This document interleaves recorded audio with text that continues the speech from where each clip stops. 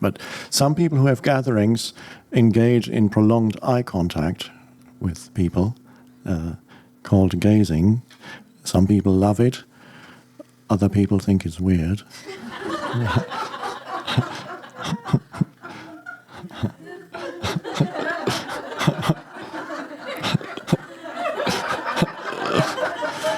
And you can turn off many people who first come to you if you do that. And what's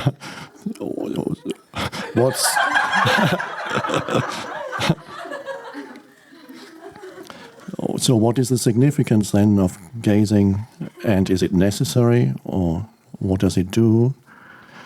Well, in some groups it becomes an automatic thing. Whenever you meet somebody, you feel almost compelled to gaze. And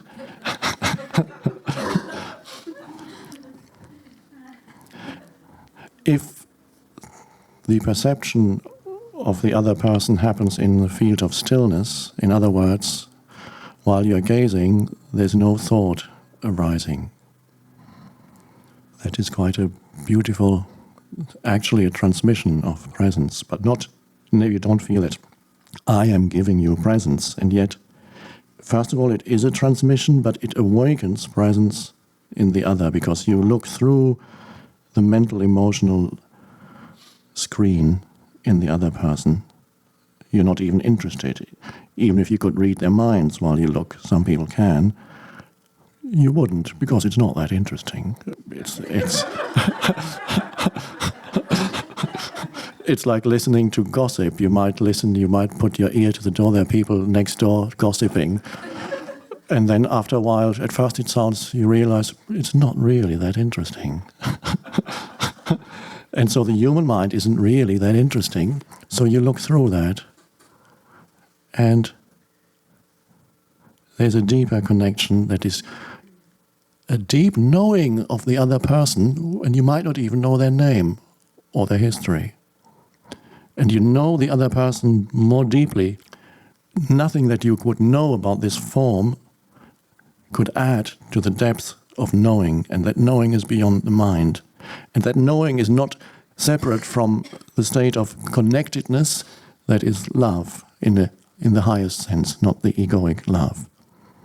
And that is the true meaning of gazing, is there is presence flowing between you. And even if the other person's mind is not still, and it may not be, it is enough if one person's mind is still and the gazing happens, and there's simply presence, complete stillness flowing through. And that awakens that in the other. One could say almost it draws it out. Something responds. Now, that's a beautiful thing.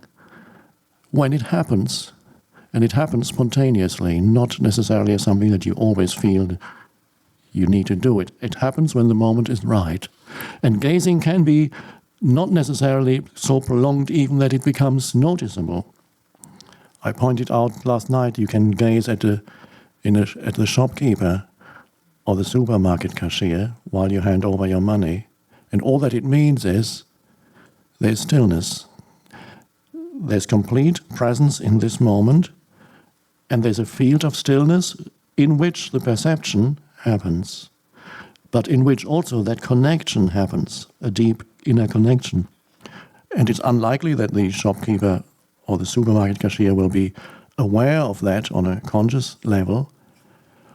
He or she may just feel good about you and feel you're such a nice person, or feel good about him or herself for a moment.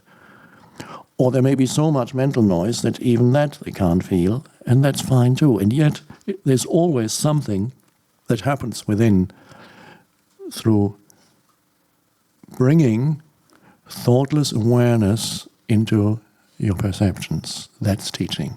Really, that is the essence and core of teaching, is you bring thoughtless awareness into whatever you perceive around you.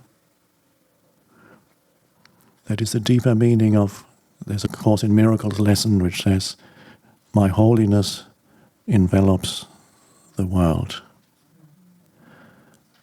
And the word my here goes beyond a personalized existence, personalized sense of self. To realize that, yes, that is a sacred space that we share at this moment. It is a sacred space. And our encounter is a sacred encounter. If that were all you knew and that were all that your teaching ever were, to realize that every encounter is sacred with another human being, that would be enough to transform the world if you just knew that every moment. But you cannot know it as a mental belief. There needs to be the reality of sacredness, not just the belief that it's sacred. It's nice to believe it, but if you only believe it, it's not enough to live it, to have a mental belief that it's sacred and you'll get drawn into reactivity 5 minutes later. But to hold that spaciousness of presence. And then gazing can be powerful. And at some point you may have to explain, if people come to you, what the significance of it is. And the stillness that is the essence of gazing. But the most beautiful gazing happens when it's spontaneous and the other person doesn't even notice it as gazing and you're not doing anything, it just happens. It basically happens with me whenever I'm with someone, whether I know them or not. Names I forget very quickly, and yet there's always a deep sense of knowing, even if I've never seen them before, a deep sense of connectedness beyond the story of the person or the idiosyncrasies of that particular form. That's only a temporary formation, a deep, and that is love, and that is what transforms the world, just knowing that.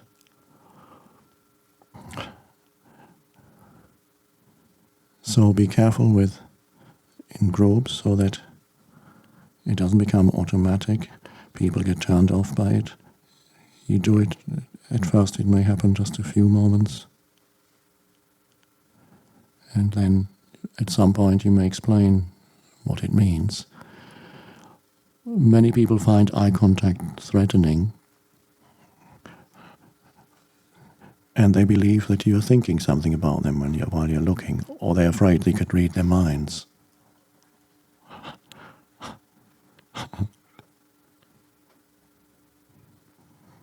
Gazing at a human is exactly the same as looking at a flower in the state of thoughtless presence, which the flower responds to too, but you don't know that. The flower loves it just as the human loves it. All of nature loves it, to be recognized in their essence. Each form of life to be recognized in their essence. That really is just, you're saving the world, and to use an old-fashioned expression in that way. Each form ultimately, through your recognition, recognizes itself.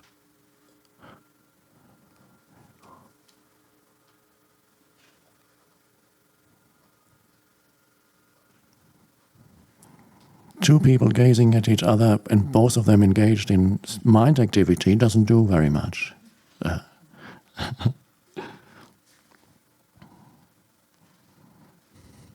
But it's a beautiful thing for people who live together, partners, occasionally to just sit and be and look at each other and perhaps be in the body and become still and then look.